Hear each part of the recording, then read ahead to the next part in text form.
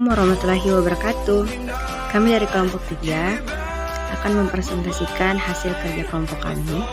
Sebelum itu, saya atas nama Novitri Haryanto dan teman-teman saya Tanti Ramadhani, Ahmad dan Di Pratama, Fadil Rizat Giovanni dan Putri.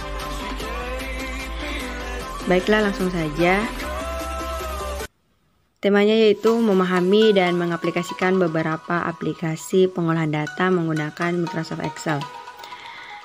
Microsoft Excel merupakan perangkat lunak untuk mengolah data secara otomatis, meliputi perhitungan dasar, penggunaan fungsi-fungsi, pembuatan grafik, dan manajemen data. Perangkat lunak ini sangat membantu untuk menyelesaikan permasalahan administratif, mulai dari yang paling sederhana sampai yang lebih kompleks. Permasalahan sederhana tersebut misalnya membuat rencana kebutuhan yang meliputi nama barang, jumlah barang, dan perkiraan harga barang. Permasalahan ini sebenarnya dapat juga diselesaikan menggunakan Microsoft Word karena hanya sedikit memerlukan akses perhitungan, tetapi lebih mudah diselesaikan dengan Microsoft Excel. Lanjut, Excel ini merupakan program spreadsheet pertama yang mengizinkan pengguna untuk mendefinisikan bagaimana tampilan dari spreadsheet yang mereka sunting, font, atribut, karakter, dan tampilan setiap Excel dan setiap sel maksud saya. Excel juga menawarkan perhitungan kembali terhadap sel-sel secara cerdas, di mana hanya sel yang berkaitan dengan sel tersebut saja yang akan dipengaruhi nilainya, akan menghitung ulang keseluruhan dan data atau menggunakan perintah khusus dari pengguna. Selain itu, Excel juga menawarkan fitur pengolahan grafik yang sangat baik.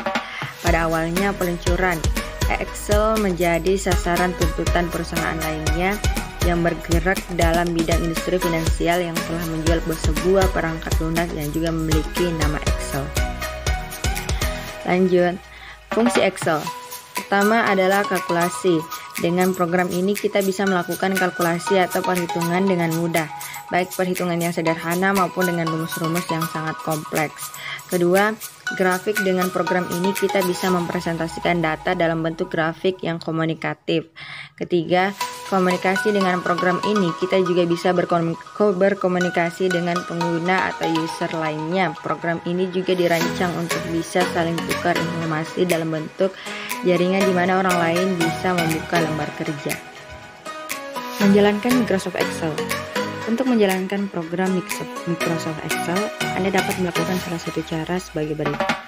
Pertama, double klik icon Microsoft Excel jika ada, yang terdapat pada layar desktop komputer, atau kedua, klik icon Microsoft Excel pada Microsoft Office shortcut bar jika ada, atau ketiga, melalui menu Start, Program, Microsoft Excel, atau 4, melalui menu Start, ada Run, terus Browse, terus cari berkas Excel atau Excel. Setelah dipanggil, program Excel akan muncul pada layar desktop, seperti pada gambar 1. Secara otomatis, Excel akan membuka layar editor data, terdiri atas sel-sel yang mempunyai alamat baris dan kolom. Layar yang terbuka program Excel dan layar editor data terdiri atas beberapa komponen. Pertama yaitu baris penunjuk nama berkas yang sedang diedit. Excel secara otomatis memberi nama setiap berkas baru dengan box 1, box 2, dan seterusnya.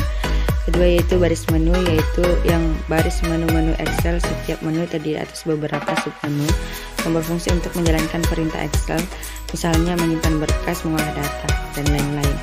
Ketiga, batang-batang tool yang berfungsi sama dengan menu, hanya bersifat visual atau menggunakan gambar-gambar icon. Keempat yaitu baris status pada ujung bawah, menunjukkan aktivitas program Excel yang sedang berlangsung, misalnya siap menyimpan berkas dan lain-lain. Kelima yaitu jendela penunjuk alamat sel aktif. Alamat setiap sel dinyatakan dengan nomor kolom dengan 1 atau 2 huruf A, B, dan seterusnya, dengan nomor baris dengan angka 1, 2, 3, dan seterusnya. Alamat sel C4 menunjukkan baris keempat dan kolom C. Sel aktif ditandai dengan kotak yang akan tebal. Sel aktif dapat dipindah dengan menggunakan kursor atau panah kanan, kiri, naik, atau turun. Dan yang keenam yaitu baris penunjuk lembar kerja aktif. Excel secara otomatis menyediakan 3 lembar kerja yang diberi nama sheet 1, sheet 2, dan sheet 3. Nama lembar kerja yang sedang aktif ditandai dengan huruf tebal. Anda dapat mengganti nama, menambah, atau menghapus suatu lembar kerja. Lembar kerja tersebut berguna untuk mengedit atau menampilkan data yang berbeda atau hasil analisis atau gambar.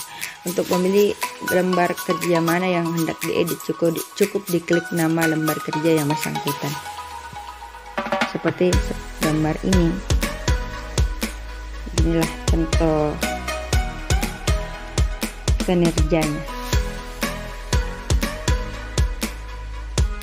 Baiklah, saya akan menyebutkan beberapa fungsi dari Microsoft Excel. Pertama yaitu menentukan jumlah. Data tersebut pada Excel ditulis pada sel-sel A3 sampai dengan J33.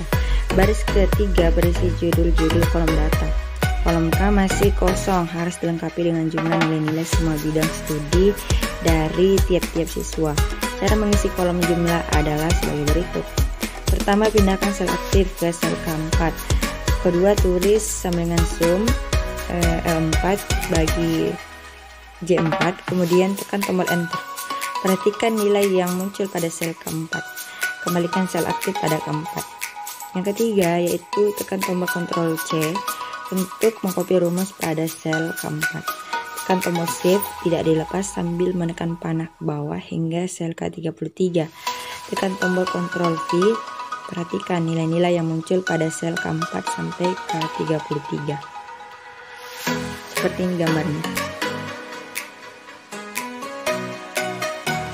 Yang kedua yaitu menentukan rata-rata. Misalkan kita ingin mengetahui rata-rata dari tiap bidang studi. Nilai rata-rata diletakkan pada sel E35. Cara mengisi sel E35 adalah sebagai berikut. Pertama, pindahkan sel aktif ke sel E35. Kedua, tulis sama dengan average E4 bagi E33, kemudian titik 2 E33 maksud saya, kemudian tekan tombol enter. Perhatikan nilai yang muncul pada sel E35. Kembalikan sel aktif pada E35. Tekan tombol Ctrl C untuk mengcopy rumus pada sel E35. Tekan tombol Shift tidak dilepas sambil menekan panah ke kanan hingga sel J35. Yang keempat yaitu tekan tombol Ctrl V. Perhatikan nilai-nilai yang muncul pada sel E35 sampai J35. Coba Anda isikan pada kolom L rata-rata nilai dari tiap siswa. Ketiga yaitu menentukan standar deviasi. Misalkan kita ingin mengetahui standar deviasi dari tiap bidang studi. Nilai dari standar deviasi diletakkan pada sel E36. Cara mengisi sel E36 adalah sebagai berikut. Pertama, pindahkan sel aktif ke sel E36. Kedua, tulis sama dengan stdap E4 titik 2 E33, kemudian tekan tombol enter. Perhatikan nilai yang muncul pada sel E36. Kembalikan sel aktif pada E36. Tiga yaitu tekan tombol Ctrl C untuk mengcopy rumus pada sel E36. Tekan tombol Shift tidak dilepas sambil menekan panah kanan hingga sel J36. Tekan tombol Ctrl V. Perhatikan nilai-nilai yang muncul pada sel E36 sampai J36. Keempat yaitu menentukan nilai maksimum. Misalkan kita ingin mengetahui nilai terbesar atau maksimum dari tiap bidang studi. Nilai maksimum diletakkan pada sel E37. Cara mengisi sel E37 adalah sebagai berikut. Pertama, pindahkan sel aktif ke sel E37. Kedua, tulis sama dengan max E4 titik 2 E33. Kemudian tekan tombol enter. Perhatikan nilai yang muncul pada sel E37. Kembalikan sel aktif pada E37. Ketiga yaitu tekan tombol Ctrl C untuk mengcopy rumus pada sel E37. Tekan tombol Shift tidak dilepas sambil menekan panah ke kanan hingga sel J37. Yang keempat yaitu tekan tombol Ctrl V. Perhatikan nilai-nilai yang muncul pada sel E37 sampai J37. Dan yang kelima ada menentukan nilai minimum. Misalkan kita ingin mengetahui nilai terkecil atau minimum dari tiap bidang studi. Nilai minimum diletakkan pada sel E38. Cara mengisi sel E38 adalah sebagai berikut. Pertama, pindahkan sel aktif ke sel E38. Kedua, tulis sama dengan min E4 titik 2 E33. Kemudian tekan tombol enter. Perhatikan nilai yang muncul pada sel E38. Kembalikan sel aktif pada E38.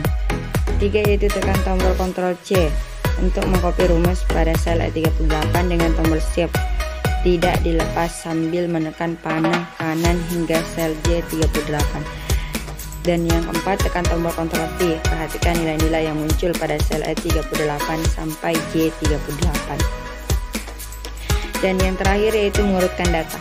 Misalkan kita ingin mengurutkan data berdasarkan jumlah tiap-tiap siswa. Kolom jumlah sebagai kunci pengurutan. Caranya adalah sebagai berikut. Pilih range yang akan diurutkan. Pilih data, pilih sort sehingga tampak pada layar sebagai berikut. Ada sort by. Begini, seperti inilah gambarnya.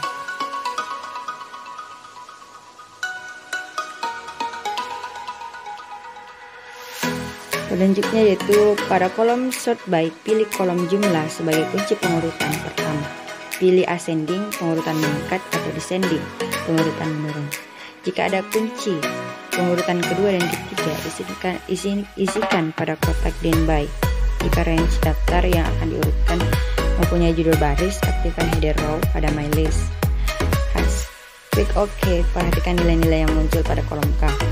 Fungsi F, misalkan pada kolom M akan diisikan sebagai kolom keterangan dengan ketentuan sebagai berikut. Jika rata-rata siswa lebih dari 9,5, keterangannya itu sangat baik. 9,5. Jika rata-rata siswa lebih dari 7,9, keterangannya itu baik. 7,9. Jika rata-rata siswa itu di atas dari 5,9, keterangannya cukup. 5,9. Jika rata-rata siswa itu keterangannya kurang.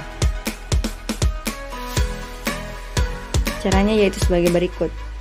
Pertama, pindahkan sel aktif ke sel M4, kemudian tulis sama dengan if 14 lebih dari 9,5 sangat baik, titik koma, if 14 lebih dari 7,9 baik, titik koma, if 14 lebih dari 5,9 cukup, titik 2 kurang. Seperti ini penulisannya kalau Anda bingung.